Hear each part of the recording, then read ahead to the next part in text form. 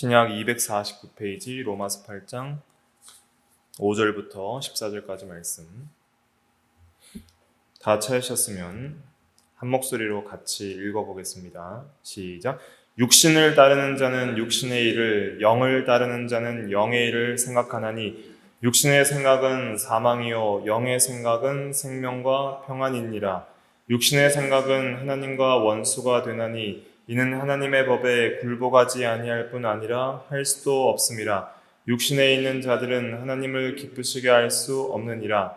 만일 너희 속에 하나님의 영이 거하시면 너희가 육신에 있지 아니하고 영에 있나니 누구든지 그리스도의 영이 없으면 그리스도의 사람이 아니라.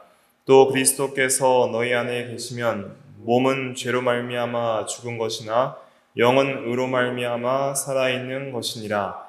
예수를 죽은 자 가운데서 살리신 이의 영이 너희 안에 거하시면 그리스도 예수를 죽은 자 가운데서 살리신 이가 너희 안에 거하시는 그의 영으로 말미암아 너희 죽을 몸도 살리시리라. 그러므로 형제들아, 우리가 빚진 자로 돼 육신에게 져서 육신대로 살 것이 아니니라.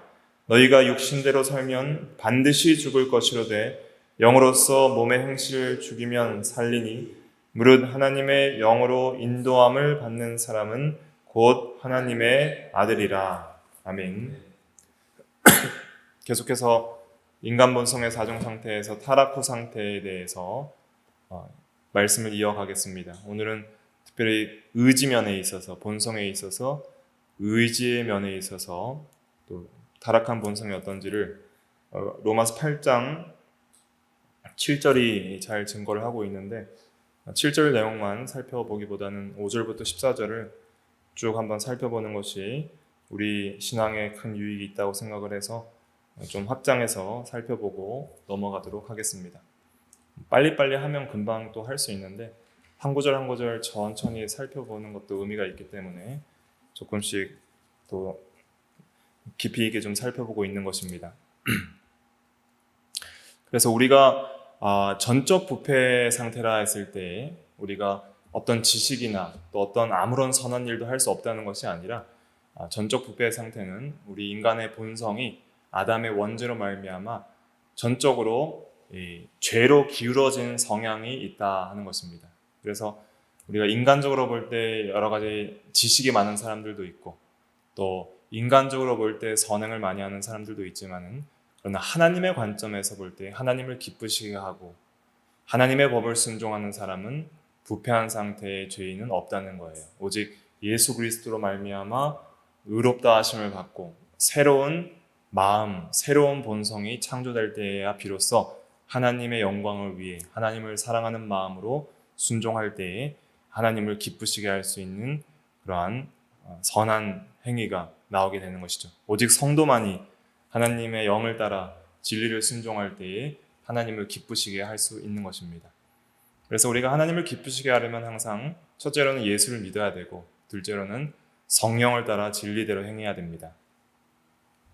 그런데 타락한 죄인들은 육신을 따라 삽니다. 성령을 따라 살지 않고 타락한 죄인은 이제 의지면에서 하나님과 하나님의 법을 미워하기 때문에 순종할 수 없다. 이거 전에 해놓은 건데 이건 이제 7절 해설이죠. 7절 해설인데 그냥 위에 있으니까 그냥 참고로 하시고 오늘은 5절부터 봐야 되니까 5절부터 좀 강해식으로 이제 좀 이어서 가도록 하겠습니다. 5절 먼저 같이 읽어볼까요? 시작. 육신을 따르는 자는 육신의 일을, 영을 따르는 자는 영의 일을 생각하나니. 예. 로마서 8장은 육과 영을 계속 대조하고 있습니다.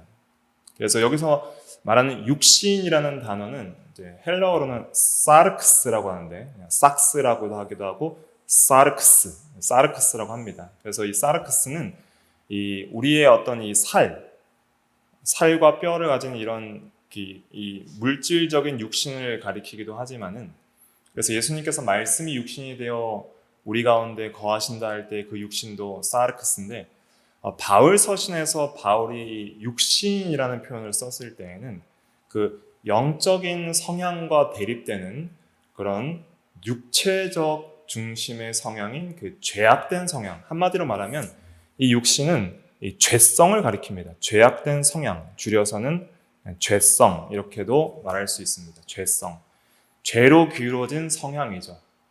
그 죄로 기울어진 성향을 바울은 육신이라는 한 단어로 표현하기를 많이 하였습니다. 그래서 여기서 말하는 육신은 죄악된 성향을 가리키는 거예요. 그래서 육신을 따르는 자다 할 때에는 이 부패한 죄인 안에 있는 육체 중심의 성향, 그래서 물질에 대한 욕심, 물욕이죠. 그래서 육체의 정욕, 물질에 대한 욕심, 또 안목의 정욕, 어떤 쾌락에 대한 욕심, 이생의 자랑, 어떤 명예 영광심, 이러한 중심의 어떤 육체 중심의 자기를 기쁘게 하고 자기를 사랑하고자 하고 세상을 사랑하고자 하는 그런 이 세속적이고 물질 중심적이고 육체 중심적인 모든 하나님을 떠난 이 죄악된 성향을 육신이라 표현하는 것이죠. 그러니까 하나님을 떠나서 온전히 자기 중심의 이 죄악된 성향을 육신이다 이렇게 말하고 있는 것입니다. 육신을 따르는 자는, 죄악된 성향을 따르는 자는 육신의 일을 생각한다는 것이죠. 또 그 다음에 여기서 영을 따르는 자라 할 때 이 영은 헬라어로는 이제 푸뉴마로 되어 있는데 이 영은 성령을 가리키는 것입니다. 그래서 성령을 따르는 자는 성령의 일을 생각하나니 이렇게 해석해야 됩니다. 그래서 두 종류의 그런 일이 있다는 것이죠. 그래서 예수 믿지 않는 모든 타락한 죄인들은 전부 육신의 일을 생각하는 거예요. 육신의 일, 이 세상 중심의 일들만 생각하는 것이죠. 하나님과 성령과 진리에 대한 의와 거룩에 대한 그러한 일, 하나님을 기쁘시게 하는 일에 대한 생각은 하지 않는다는 것입니다. 이 육신의 일에 대해서 각조 2번 따라서 밑으로 쭉 내려가시면 갈라디아서 5장 19절부터 23절 있잖아요. 거기에 육체의 일과 성령의 열매를 잘 구분하고 있죠. 한번 19절부터 23절까지 읽어볼까요? 글씨가 좀 작지만 같이 읽어볼게요. 시작. 육체의 일은 분명하니 곧 음행과 더러운 것과 호색과 우상 숭배와 주술과 원수 맺는 것과 분쟁과 시기와 분냄과 당짓는 것과 분열함과 이단과 투기와 술 취함과 방탕함과 또 그와 같은 것들이라. 전에 너희에게 경계한 것 같이 경계하노니 이런 일을 하는 자는 하나님의 나라를 유업으로 받지 못할 것이요 오직 성령의 열매는 사랑과 희락과 화평과 오래 참음과 자비와 양성과 충성과 온유와 절제니 이 같은 것을 금지할 법이 없느니라. 네. 그래서 육체의 일 여러 가지가 있죠. 그래서 음행 더러운 것, 호색 이런 것은 이제 음란죄에 해당하는 것이고 우상 숭배 주술과 같은 것은 하나님을 대적하는 그런 종교적인 죄고 원수 맺는 것, 분쟁, 싸우고 다투는 것이죠.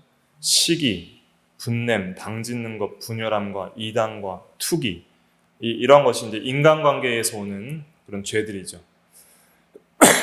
술 취함과 방탕함, 자기 스스로 자기에게 짓는 죄이죠. 절제하지 못하는 것들. 이런 여러 종류의 죄가 있다는 것이죠. 그러나 성령의 열매, 성령의 일은 사랑이 첫째고 또 희락은 기쁨을 가리키는 것입니다. 헬라어로는 카라라고 하는데 카라, 기쁨이에요. 그리고 화평은 이제 하나님과 화목한 것, 하나님과의 화평, 또 인간관계의 화평, 또 오래 참는 것, 그래서 인내하는 면이죠. 자비는 이제 친절한 면을 가리키는 것이죠. 친절한 것. 양선이라는 것은 이제 선하다는 뜻입니다. 선하다, 양선. 좀 한자어로 어렵게 되어 있는데 양선하면 이제 선한 걸 생각하시면 돼요. 사람이 선한 것. 자비는 친절한 것. 양선은 좀 선한 사람, 착하고 선한 것. 충성은 믿을 만한 사람을 가리킵니다. 이 헬라어로는 피스티스라서 믿음으로도 번역되는데 믿을 만한 사람은 항상 뭐 일을 맡기면은 충성되게 온전히 행하잖아요. 그래서 이제 충성이라고도 번역을 합니다. 그래서 하나님께서 뭘 맡기면은 참 믿을 만한 사람은 항상 충성되죠. 충성된 종은 항상 모든 일을 온전히 순종하는 면이 있으니까 신실하고 또 믿을 만한 것을 충성이라고 말을 하는 것입니다. 온유, 겸손하고 부드럽고 또 하나님의 말씀을 잘 순종하는 성품이 온유예요. 그래서 이 성경적 온유의 개념은 뭐냐면 이런 겁니다. 사람이 항상 둥글둥글하고 좋은, 그냥 무조건 이래도 좋고 저래도 좋고 한 그런 부드러운 온유가 아니라 하나님의 말씀에 있어서 절대적으로 순종하려는 성향이 온유예요. 이게 온유의 핵심입니다. 그래서 하나님의 말씀에 반대되는 것은 강직하게 거부하는 거예요. 그래서 하나님의 말씀을 대항하는, 완고하고 목이 곧은 그런 성품에 반대되는 것이죠. 그래서 온유라는 것은 항상 하나님의 말씀을 잘 받고 겸손하게 받고 대적하지 않고 잘 순종하는 면. 그러나 하나님의 말씀을 어기는 데 있어서는 일체 타협하지도 않는 그런 강직한 성품. 그게 예수님의 온유였고 그것이 성경적 온유입니다. 그래서 온유는 무조건 다 이래도 좋고 저래도 좋다는 것이 아닙니다. 그리고 절제, 해야 할 것과 하지 말아야 될 것을 잘 절제하는 것을 가리키는 것이죠. 이러한 것이 이제 성령의 열매다 할 수가 있겠습니다. 그래서 육신을 따르는 자는 이 여러 가지 육신의 일을 생각을 한다 그랬습니다. 또 영을 따르는 자는 이런 성령의 열매와 같은 귀한 열매들을 생각하고 또 성령, 하나님의 성령을 따르는 자는 뭘 많이 생각할까요? 진리를 생각하는 것이죠. 왜냐하면 성령은 요한복음 16장 13절에 모든 진리 가운데로 인도한다 그랬습니다. 그래서 항상 성령과 진리는 함께 역사합니다. 그래서 성령과 이 진리는 함께 역사한다. 동사라 그래요. 동사. 함께 역사. 같을 동 일사에서 성령과 진리의 동사 원리라고 하는데 이것이 기독교 신앙에서 굉장히 중요한 원리입니다. 성령과 진리를 따로 떼놓고 가면 안 되고 항상 진리의 영이시기 때문에 진리와 함께 역사하고 진리 가운데로 인도하신다 하는 것을 기억을 해야 됩니다. 진리를 빼고 성령의 역사만 강조하면 신비주의로 가는 거예요. 신비주의. 그러니까 영만 받으려고 말씀대로 하지 않고 성령 받는다는 그런 신비주의 운동. 이것이 한 문제고 그 다음에 성령을 빼고 진리만 강조하면 이 교조주의로 가는 거예요. 그냥 지식 중심의 그런 바리새파와 같은 지식 중심의 그런 신앙. 지식은 많은데 성령의 감동이 없으니까 변화의 역사가 없고 행하지도 않는 것이죠. 아는 건 많은데 행하지 않는 자들. 아는 건 많은데 마음에 전혀 감동이 없어요. 마음이 뜨거워지는 것도 없고 사랑도 없고 긍휼도 없고 오래 참음도 없고 자비도 없고 양성, 충성, 절제도 없고 머리만 굵어지는 것이죠. 그래서 고린도전서 8장에 보면은 지식은 교만하게 하고 사랑은 덕을 세운다 그랬잖아요. 지식만 많아지면 교만해지는 거예요, 사람이. 근데 성령이 역사하면 겸손해지는 거예요. 온유해지고. 그래서 성령과 진리가 항상 같이 가야 됩니다. 그래서 우리가 성경을 읽을 때도 기도함으로 읽어야 되는 거예요. 또 우리가 교리를 공부할 때도 성령을 의지해서 그것을 내 마음속에 적용시킬 수 있도록 항상 우리가 기도해야 됩니다. 말씀을 우리가 의지할 때도 항상 성령의 인도를 따라서 우리가 그 인도대로 순종할 수 있게 해달라고 항상 성령을 의지하면서 진리대로 믿고 순종해 나가야 됩니다. 그래서 이러한 진리를 잘 붙드는 것이 참 중요하고 균형적인 신앙을 갖출 수 있는 것이죠. 여기서 이제 생각한다라는 단어가 굉장히 중요한데 이 생각한다는 단어는 제가 프린트에 프로네오, 헬라어가 이제 프로네오 이렇게 읽는 것인데 이것이 생각하다, 또 전념하다, 마음에 두다 이런 의미들이 있어요. 그래서 이 생각은 그냥 단순히 그냥 생각한다는 것이 아니라 나의 모든 마음이 전념하고 있는 것을 가리키는 거예요. 우리가 하루 종일 살면서 주된 생각들이 있잖아요. 여러 가지 일을 처리하면서 여러 가지를 생각해야 되지만 항상 그 모든 생각 위에 이 주된 생각이 있는 거예요. 주된 생각. 모든 생각의 이 방향성, 모든 생각을 생각하게 하는 이 원동력, 주된 생각, 이런 것들이 있는데 그 주된 생각이 뭐냐는 것이죠. 그것이 육신을 따르는 생각에서 나오는 육신의 일을 생각하는 것인지, 아니면 성령을 따라 나오는 성령의 일을 생각하는 것인지, 이 두 가지밖에 없습니다. 두 가지로 구분이 되는 겁니다. 그래서 생각은 인격과 삶과 목표라고 할 수 있어요. 그러니까 내가 생각하는 그것이 나예요. 여러분들은 여러분들을 어떻게 평가하십니까? 내가 성령의 사람인 것 같아요? 육체의 사람인 것 같아요?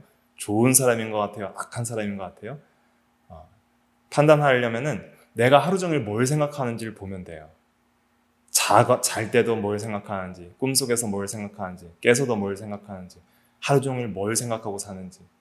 항상 그 생각의 중심에 뭐가 있는지를 보면은 그 사람의 인격이 드러나는 것이고, 그 사람의 삶이 드러나는 것이고, 그 사람의 삶의 목표가 드러나는 것이죠. 세상 사람들이 무엇을 생각하며 사는지 우리가 잠깐이라도 대화를 해보시면 그 사람들의 생각의 중심에 전부 영적인 일은 하나도 없어요. 왜냐하면 하나님을 모르기 때문에 전부 육신 중심. 무엇을 먹을까, 무엇을 마실까, 무엇을 입을까, 어떻게 하면 자기를 기쁘게 할까. 이 세상과 육신에 속한 것들 중에 내가 완전히 마음에 사로잡힌 취미나 좋아하는 것들이나 거기에 온 마음이 다 가 있고, 어떤 사람은 완전히 일 중독에 빠져서 일에 다 가 있고, 그게 다인 거예요. 그러나 하나님의 자녀들은 성령을 받았고 성령의 일을 생각하는 사람들이 되어야 됩니다. 이 세상에서 많은 세상적인 일을 하는 그 모든 순간 속에서도 항상 주된 인도는 성령을 따라 성령 안에서 다른 생각들을 하는 거예요. 하나님의 인도를 따라 모든 것을 생각하는 거예요. 우리가 일을 할 때에도 성령을 따라 생각하고, 심지어 여가 활동을 할 때에도 성령을 따라 생각하면서 그 모든 일들을 해나가는 것이죠. 어떤 영화를 본다 할때도 제가 좋아하는 케빈 드영이라는 목사님은 거룩을 가르치는 그의 저서에서 어떤 영화가 그리스도인에게 합당한가를 분별할 때에는 하나님 앞에서 이 영화를 보고 내가 하나님께 감사할 수 있는가, 이런 걸 생각해 보라는 거예요. 내가 이 영화를 보고 하나님, 이 영화를 봐서 참 하나님 감사합니다 라고 할 수 있는가. 하나님께 감사할 거리가 하나도 없다면 그런 거는 합당하지 않는 영화일 가능성이 높다는 것이죠. 그런 식으로 분별을 하는 거예요. 그러니까 아주 그냥 사소한 영화 한 편 보는 것도 성령을 따라 생각할 수 있는 그러한 생각이 우리에게 필요한 것이죠. 그럴 때 그리스도인들이 매우 거룩한 삶을 살아갈 수 있는 힘을 얻게 되는 것입니다. 그리고 중요한 것이 있는데 왜 성령을 따라 생각하는 것이 중요하냐면 6절 같이 읽어볼게요. 시작. 육신의 생각은 사망이요 영의 생각은 생명과 평안이니라. 네. 육신의 생각, 이 죄악된 생각은 사망이라 그랬어요. 이 육신의 생각을 하는 그 마음까지를 말하는 거예요. 단순히 생각이 아니라 그 죄악된 마음과 죄악된 마음에서 나오는 생각은 죄악된 말과 행동으로 이어지겠죠. 그러니까 그의 결국은 사망인 거예요.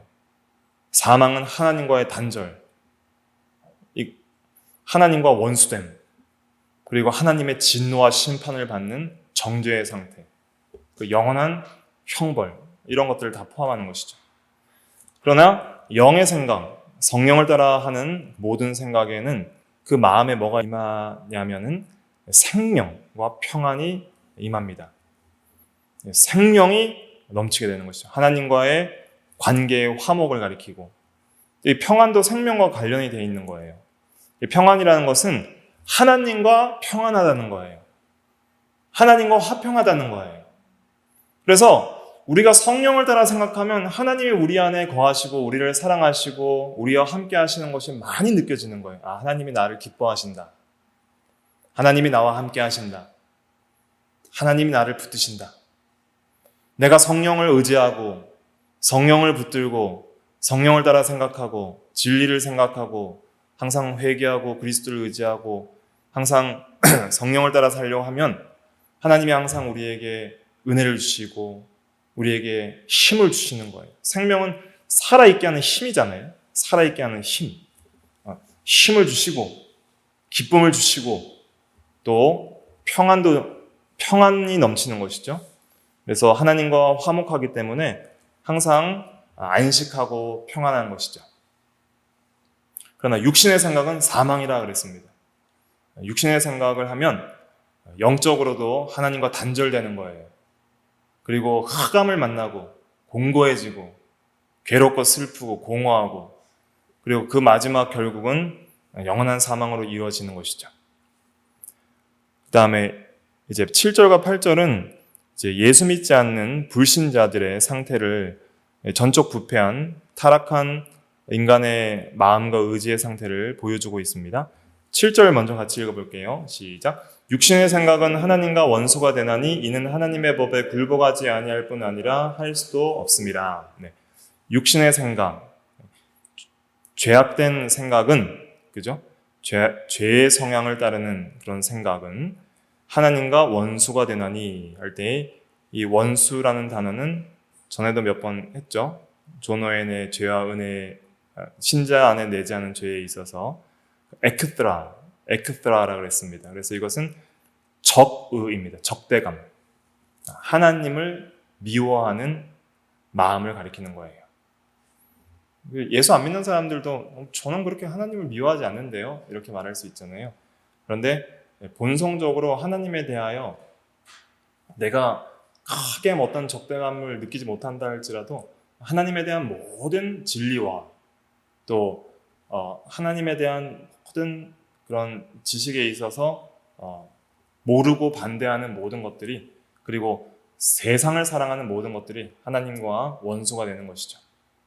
세상과 벗된 것이 하나님과 원수 되는 것을 알지 못하느냐 가늠하는 여자들아 하면서 야고보서 4장 4절이 책망하잖아요. 그래서 육신의 생각은 항상 하나님과 원수가 됩니다. 하나님은 이런 죄악된 성향을 미워하세요. 원수는 상호 원수예요. 그래서 육신의 생각을 가진 자를 하나님도 미워하시고 그 사람도 하나님을 미워하게 되니 하나님과 화목할 수가 없는 것입니다. 한편이라도 화목을 해야 화목해지는데 육신의 생각을 가진 자는 하나님에 대한 적대감을 갖고 있기 때문에 화목할 수가 없는 것이죠. 이 원수됨의 특징은 하나님의 법에 굴복하지 아니할 뿐 아니라 할 수도 없는 상태를 가리킵니다. 그래서 절대 하나님의 법을 순종할 수가 없어요. 순종할 생각도 없고 순종할 수도 없어요. 첫째는 하나님의 법을 알지도 못하고 둘째는 사랑하지도 않기 때문에 순종할 수도 없고 순종하지 않는 것이죠. 그래서 십계명의 모든 계명들을 전부 순종하지 못하는 것입니다. 그래서 이렇게 하나님과 원수된 자는 절대로 하나님을 기쁘시게 할 수 없다 그랬습니다. 8절을 같이 읽어볼까요? 시작. 육신에 있는 자들은 하나님을 기쁘시게 할 수 없느니라. 네. 그래서 육신에 있는 자들이 이 세상에서 아무리 자기 생각에 선한 일을 하고 또 아무리 열심히 이 세상에서 살아간다 할지라도 절대 하나님을 기쁘시게 할 수 없으니 하나님을 영화롭게도 하지 아니하고 감사치도 아니하고 자원하여 하나님의 법을 사랑하여 순종하지도 않기 때문에 하나님을 기쁘시게 할 수 없는 자들이 되는 것이죠. 우리 성도는 항상 하나님을 기쁘시게 하는 자들이 되어야 됩니다. 그것이 영적으로 살아있는 증거예요. 하나님을 어떻게 하면 기쁘시게 할 수 있는가? 그것이 하나님의 영광을 위해 사는 하나의 방식입니다. 하나님을 기쁘시게 하는 것만큼 기쁜 일이 없는 거예요, 성도에게는. 왜냐하면 하나님을 기쁘시게 할 때에 하나님께서 영광 받으시고 하나님께서 우리에게 은혜를 주시기 때문이죠. 그래서 육신에 있는 자들은 절대로 하나님을 기쁘시게 할 수 없는데 왜냐하면 하나님의 성령이 그 안에 거하시지 않기 때문입니다. 그러나 하나님의 영이 거하실 때에는 우리가 하나님을 기쁘시게 할 수 있는 거룩한 성도가 되는 것이죠. 9절 같이 읽어볼게요. 시작. 만일 너희 속에 하나님의 영이 거하시면 너희가 육신에 있지 아니하고 영에 있나니 누구든지 그리스도의 영이 없으면 그리스도의 사람이 아니라. 만일 너희 속에 하나님의 영이 거하시면 이 하나님의 영은 성령을 가리킵니다. 성령이 거하시면 너희가 육신에 있지 않고, 육신에 있다는 것은 육신 안에 있지 않다 이런 말입니다. 안에. 그 이제 밑에 설명해놨죠. 육신에 있는 자는 육신 안에 있는 자를 가리킵니다. 헬라어 원어는 안에 있다는 그 전치사가 들어가 있어요. 너희가 육신 안에 있지 않고 영에 있나니라는 것은 영 안에 있다 이런 뜻입니다. 이 영은 또 성령을 가리키는 것이죠. 그래서 하나님의 영인 성령이 거하시면 너희가 이 어떤 죄악된 성향 안에, 전적 부패한 성향 안에 있지 않고 성령 안에 있기 때문에 누구든지 이제 그 성령 안에 있는 사람은 성령을 따라 살 수 있는 그러한 은혜가 주어지는 거예요. 그러나 누구든지 그리스도의 영, 이 그리스도의 영도 성령입니다. 그래서 그리스도의 영을 하나님의 영이라고도 하고 그리스도의 영이라고도 하는 것이죠. 그리스도의 영이 없으면 그리스도의 사람이 아니라 그랬습니다. 불신자라는 것이죠. 불신자의 특징은 뭐냐면 성령이 없는 사람이에요. 성령이 없는 사람. 성령이 없기 때문에 육신의 생각밖에 할 수 없습니다. 성령이 없으니까 영의 생각 자체가 안 나오는 거예요. 그러니까 불신자 보고 예수 안 믿는 사람이 교회에 나와서 있는데 계속 말씀대로 행하라, 하나님의 법대로 살라 해도 살 수가 없어요. 그 자체로서 살 수가 없는 거예요. 왜냐하면 육신의 생각밖에 안 나오기 때문에 육신의 생각은 하나님의 법에 굴복하지 아니할 뿐 아니라 할 수도 없는 이라 그랬습니다. 그 의지 자체가 굴복이 안 되는 거예요. 하나님의 법을 선택할 수가 없는 것이죠. 성령이 없기 때문에. 그러나 누구든지 예수 그리스도를 믿으면 믿는 즉시 성령이 그 안에 거하시고 영원토록 떠나지 아니하십니다. 성령론에 있어서 중요한 것 중에 하나는 무엇이냐면 성령은 언제 받는가? 예수 그리스도를 믿는 즉시 동시에 받는 거예요. 이제 앞으로 구원론을 가면 하겠지만 엄밀하게 따지면은 성령께서 먼저 우리를 그리스도와 연합시키기 때문에 우리가 그리스도를 믿는 거예요. 성령께서 우리를 그리스도와 먼저 연합시키는데, 근데 이제 우리가 인식하는 수준에서는 내가 예수를 믿음으로 성령을 받는 것이 되는 것이죠. 성경은 다양한 각도에서 여러 방식으로 표현을 합니다. 그래서 예수를 믿는 즉시 동시에 우리가 성령을 받고 성령 안에 있게 되는 거예요. 성령 안에 있는 사람은 이제 영의 생각이 주된 생각이 되는 거예요.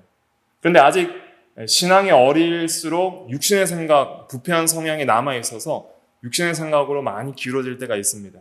그러나 신앙이 점점 자라날수록 성령의 인도를 많이 받아나갈수록 점점 육신의 생각은 죽어지고 영의 생각으로 살아갈 수 있는 그러한 은혜들을 많이 받게 되는 것이죠. 자라나는 것이죠. 그래서 자라나면 말씀대로 자원하여 행하게 되어 있는 거예요. 우리가 자라나지 못하면은 아직 잘 모르기 때문에 말씀대로 온전히 순종하는 면에 많이 부족할 수 있습니다. 그럼 오래 참고 인내하면서 하나님이 기다려주시는 거예요. 자라날 때까지. 자라나게 되면 그 사람도 좋은 하나님의 사람으로서 성장할 수 있고 믿음으로 살아갈 수 있는 거예요. 그래서 여기 또 이제 빨간색으로 제가 해놓은 게 있는데 안에 있다는 것은 이제 지배하는 권세의 영역을 가리키는 것이죠.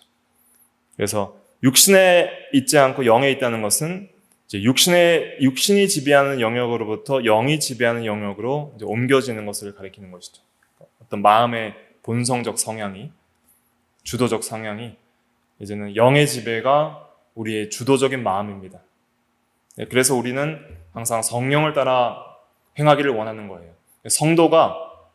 성도인 이유는 무엇이냐면 성령이 그 안에 거하시고 성령을 따라 살아가고자 하는 마음이 있는 것, 그걸 볼 때에 우리가 성도임을 알 수 있는 것이죠. 만약에 그리스도의 영이 없으면 그리스도의 사람이 아니라 그랬어요.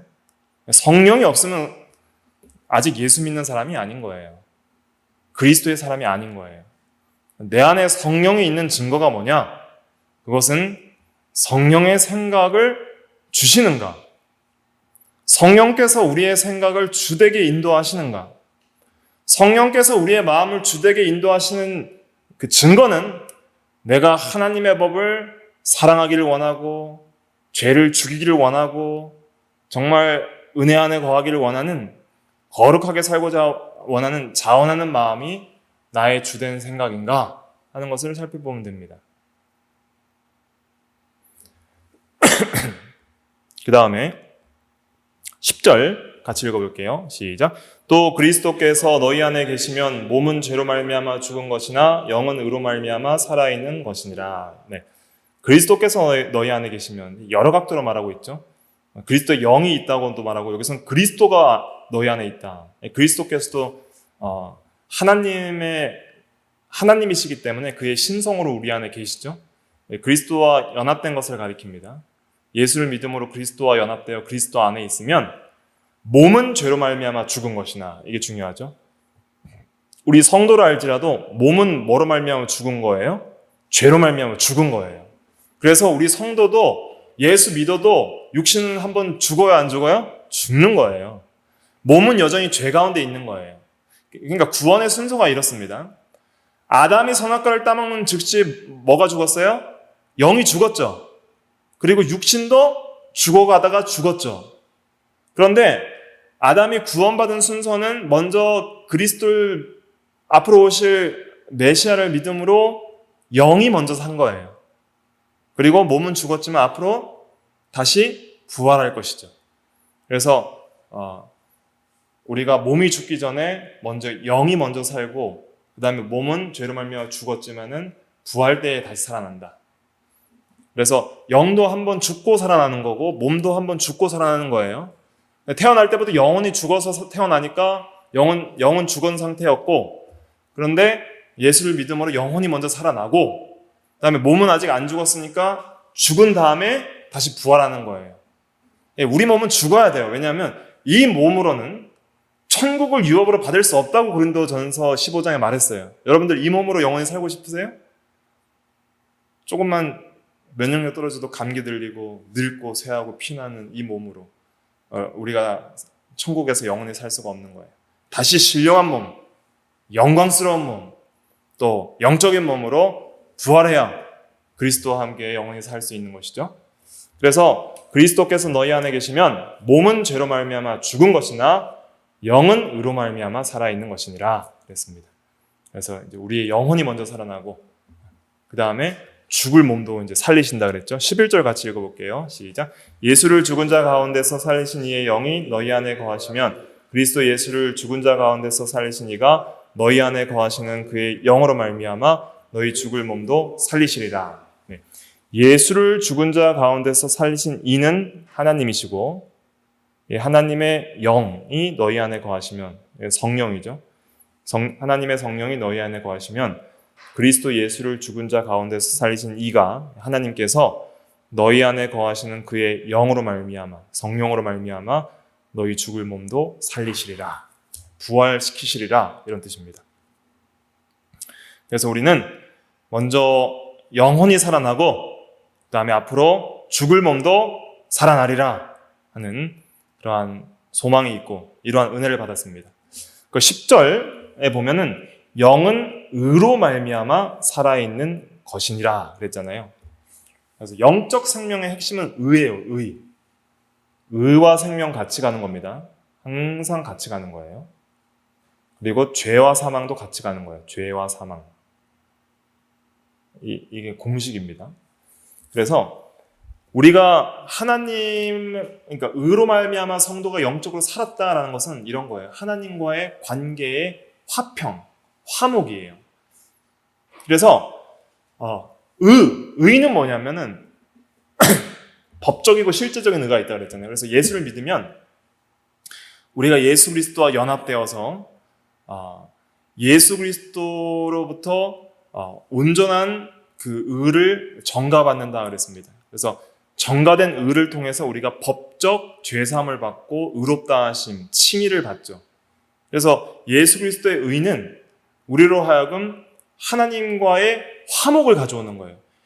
내가 예수를 믿음으로 내가 예수 그리스도의 의를 받으면 나는 아직 여전히 죄 가운데 죄성이 남아있지만은 예수 그리스도의 그 의 때문에, 예수님의 의 때문에 하나님께서 그리스도의 의를 보시고 우리를 의롭다고 칭하심으로 말미암아 우리와 하나님과의 막혔던 죄악의 담이 허물어지고 우리가 하나님 앞에 언제든지 담대하게 나아갈 수 있는 새로운 살 길이 열리는 거예요. 예수님의 의 때문에 그런 거예요.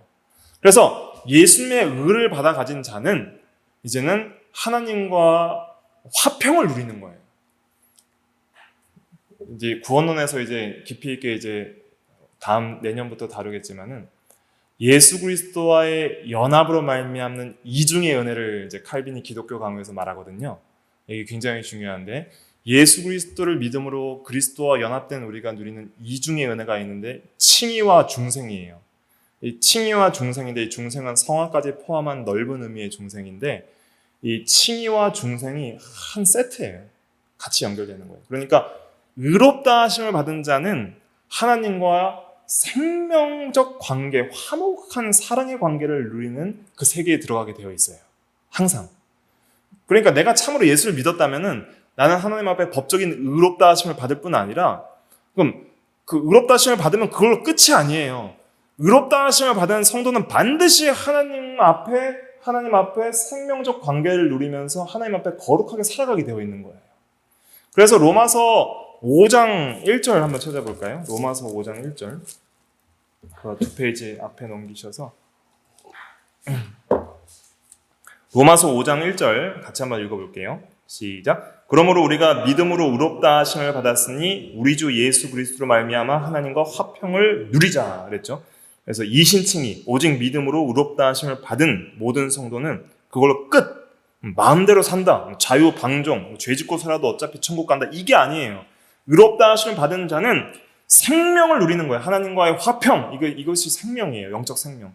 하나님과의 화목, 화평. 이제 하나님을 향해서 사는 거예요. 하나님을 기쁘시게 하고 하나님의 영광을 위해 살고 하나님의 말씀대로 살고 하나님 안에서 하나님이 원하시는 뜻대로 삶으로 하나님과 함께하는 화목한 그 관계적인 생명의 사랑의 관계를 누려나가는 것. 이것이 참으로 의롭다 하심을 받은 성도의 영적 생명의 삶, 성령 안에서의 삶입니다. 그래서 의로 말미암아 살아있는 것이라 이것은 로마서 5장 1절로 근거로 하면 하나님과 화평을 누리는 것이라 할 수도 있는 거예요. 여러분들의 마음속에 항상 하나님과의 화평을 누리는 은혜 충만한 일들이 있습니까? 그 이유는 오직 그리스도의 의와 생명 때문이에요. 그 의와 생명을 의지하여서 오늘도 하나님 앞에 담대히 나아가는 자에게 하나님이 함께하여 주시는 것이죠. 그래서 우리가 이 세상에서 하나님의 성령을 따라서 영의 생각대로 살고 영의 생각대로 살면은 의와 생명을 누리게 되거든요. 그렇게 의롭게 살고 또 하나님과의 화평을 누리며 하나님과의 교제와 하나님의 인도대로 살아가면은 그 사람 속에 하나님의 생명이 충만하기 때문에 사망을 이길 수 있는 담대한 능력도 나오는 거예요. 그래서 앞으로 몸이 부활할 것이지만은 현재적으로 우리 죽을 육체도 우리가 죽음을 두려워하지 않는 그런 담대한 신앙, 사망을 비웃을 수 있는 그런 담대한 신앙으로 나아갈 수 있는 그러한 영적 생명이 넘치는 그러한 생명력 있는 성도가 되는 것이죠. 이것이 중요합니다. 그래서 12절부터 14절 같이 읽어볼게요. 시작. 그러므로 형제들아 우리가 빚진 자로 돼 육신에게 져서 육신대로 살 것이 아니니라. 너희가 육신대로 살면 반드시 죽을 것이로되 영으로서 몸의 행실을 죽이면 살리니 무릇 하나님의 영으로 인도함을 받는 사람은 곧 하나님의 아들이라. 우리가 하나님의 은혜를 빚진 자입니다. 그래서 하나님의 사랑과 은혜를 빚진 자이기 때문에 이제 육신에게 져서 육신대로 살 것이 아니니라 그랬습니다. 13절 요절입니다. 육신대로 살면 반드시 죽을 것이로되 그랬습니다. 죽는다는 거예요. 성도는 한번 예수 믿고 구원받은 성도는 다시 영원한 사망을 당해요, 안 당해요? 안 당하죠. 그러나 여기서 반드시 죽을 것이라는 것은 영적 생명의 그 단절이 있는 것처럼 하나님과의 화목과 교제가 끊어진다는 것이죠. 마치 죽은 사람과 같이 된다는 것이죠. 성도도. 죽을 고통을 당한다는 거예요. 그러나 영으로서, 성령으로서입니다. 여기도 영은 성령으로서 그 10절의 영은 의로 말미암아 살아있는 것이라 할 때 이 영은 인간의 영혼을 가리킨다 할 수가 있겠습니다. 성도의 영혼이고, 그리고 13절의 영으로서 할 때 이 영은 성령이죠. 이것을 이제 잘 구별해야 로마서가 잘 풀립니다. 성령으로서 몸의 행실을 죽이면 살리니 그랬습니다. 그래서 하나님의 영으로 인도함을 받는 사람이 참으로 하나님의 아들이라는 것이죠. 그래서 우리가 성령을 따라 행하기를 힘써야 됩니다. 우리가 이 본성적 부패에서 이제 구원받는 것은 예수를 믿음으로 성령을 받음으로 이루어지는 하나님의 성령의 역사인데, 우리가 이 세상에서 육신대로 살면 반드시 죽을 것이라 그랬어요. 하나님 없는 자, 또 하나님의 생명에서 떠난 자처럼 영적 흑암과 공고함과 가련함과 헐벗음을 당하는 것이죠. 그래서 이 성도의 참된 행복은 어디에 있냐면 성령을 따라 거룩한 삶, 의로운 삶에 있는 거예요. 영으로서 몸의 행실을 죽이면 살리니 그랬습니다. 그래서 우리가 이 육신적인 생각과 성향을 죽여나가야 됩니다. 죽이려면 어떻게 해야 돼요? 죽이려면 예수 그리스도를 붙들어야 되는 것이죠. 그리스도와 함께 그 정과 욕심을 십자가에 못 박으라 그랬어요. 갈라디아서 5장 24절에. 그래서 항상 오직 예수예요. 즉 구원의 시작도 예수고 구원의 마지막도 예수고, 그러니까 오직 예수예요. 예수를 믿음으로 구원받고 예수를 의지함으로 구원이 이루어 나가고 예수로 영화를 이루고, 모든 것이 그리스도 안에서 이루어지는 하나님의 전적인 은혜인데, 성령으로서 몸의 행실을 죽이려면은 성령을 따라 그리스도와 더욱더 연합되어서 그리스도 안에 거하고, 그리스도께서 우리 안에 역사하여서 그리스도와 함께 죄에 대하여 죽고 의에 대하여 살도록 그렇게 은혜를 구해야 됩니다. 그러면 하나님께서 우리 가운데 역사해 주시는 거예요. 그래서 이 기독교 신앙에 있어서의 도덕 있잖아요. 우리 그리스도인들이 도덕적이다, 십계명을 잘 준수하고 좀 착하고 좋은 사람이 된다 하는 그리스도인의 기독교 신앙의 도덕의 핵심은 뭐냐면 하나님과 함께하는 것에 있는 거예요. 그래서 하나님과 함께할 때에, 하나님을 인정하고 하나님과 함께할 때에 비로소 우리가 거룩한 도덕적인 사람이 되는 거예요. 하나님을 떠나면은 악한 자가 되고 하나님과 함께하면은 거룩한 사람이 돼요. 범사에 하나님을 인정하고 하나님을 생각하면 어떻게 돼요? 거룩하고 의로운 사람이 되어가는 거예요. 자연스럽게 하나님의 은혜의 역사로 그렇게 되어가는 거예요. 그래서 영을 따르면, 성령을 따르면 성령의 일을 생각하고, 하나님 없이 자기 육신 중심으로 생각하면은 육신의 일을 생각할 수밖에 없는 것이죠. 그래서 항상 우리가 하나님을 떠나면 죽는다, 이런 생각을 가져야 됩니다. 하나님을 떠나면은 육신의 생각밖에 할 수 없다. 너희가 육신대로 살면 반드시 죽을 것이로다 그랬잖아요. 근데 영으로서 몸의 행실을 죽이면 살리니 하는 것은 성령으로만 가능하다는 거예요. 성령 하나님께서 함께 하시고 우리에게 영적인 생각들을 주셔서 성령의 일을 생각하게 할 때에 비로소 우리의 마음이 변화되고 우리의 인격도 변화되고 우리의 삶도 변화되고 목표도 변화된다는 것이죠. 생각이 어떻게 되느냐, 내 생각을 내가 어떻게 할 수 없잖아요. 하나님을 모시면 생각이 바뀌는 거예요. 항상 그래서 하나님과 함께 할 수 있도록 늘 깨어서 기도해야 됩니다. 성령을 따르려면 어떻게 해야 될까요? 성령을 따라 살려면 늘 먼저는 첫째로 예수를 믿고, 둘째 우리의 죄를 고백하고 회개하고, 그 다음에 항상 진리를 생각해야 됩니다. 성령은 진리의 영이기 때문에 진리와 함께 역사한다 그랬죠. 성령과 진리의 동사원리. 항상 진리를 생각하는 자는 성령이 함께 하셔서 감동을 주시는 거예요. 항상 진리를 묵상하고 외우십시오. 힘들 때마다 시편을 외우시면 돼요. 여호와는 나의 목자시니 내가 부족함이 없으리로다. 죽을 것 같아요. 오늘 사망의 음침한 골짜기를 당할지라도 내가 해를 두려워하지 않을 것은 주께서 나와 함께 하심이라. 힘들 때마다 이런 거 계속 외우고 다니시면 돼요. 그러면은 마음이 평안해져요. 하나님이 함께 하시고, 또 죄를 지으려는 욕심에 따르면 육신을 따르면 반드시 죽을 것이로되 영으로서 몸의 행실을 죽이면 살리니, 이런 말씀들이 이제 역사해야 되는 것입니다. 그러면은 이제 우리가 성령대로, 성령의 생각대로 살아갈 수 있는 것이죠. 그리고 진리를 많이 생각할 뿐 아니라 우리가 성령의 감동을 받으려면 기도를 항상 깨워서 해야 됩니다. 기도 시간을 내어서 하는 것이 중요하지만 너무 바쁜 때가 있을 거 아니에요. 직장 생활과 가정 생활에 바빠서 너무 시간이 부족할 때는 삶의 순간순간에 기도하면 돼요. 걸어가면서 기도하고, 일하면서 기도하고, 짬 낼 때마다 기도하고, 안 좋은 생각 들 때마다 기도하고, 힘들 때마다 기도하고, 기쁠 때도 기도하고, 계속 성령을 따라서 기도하면은 그 마음의 경향성 자체가 점점 성령을 따르는 성령의 일을 생각하는 그 경향성으로 바뀌니까 잠잘 때도 꿈꿀 때도 기도할 수 있는 거예요. 이제 그런 이제 경향성으로 점점 가야 됩니다. 그래야지 우리가 참으로 행복한 그리스도인으로의 삶을 살 수가 있는 것이죠. 기도하겠습니다.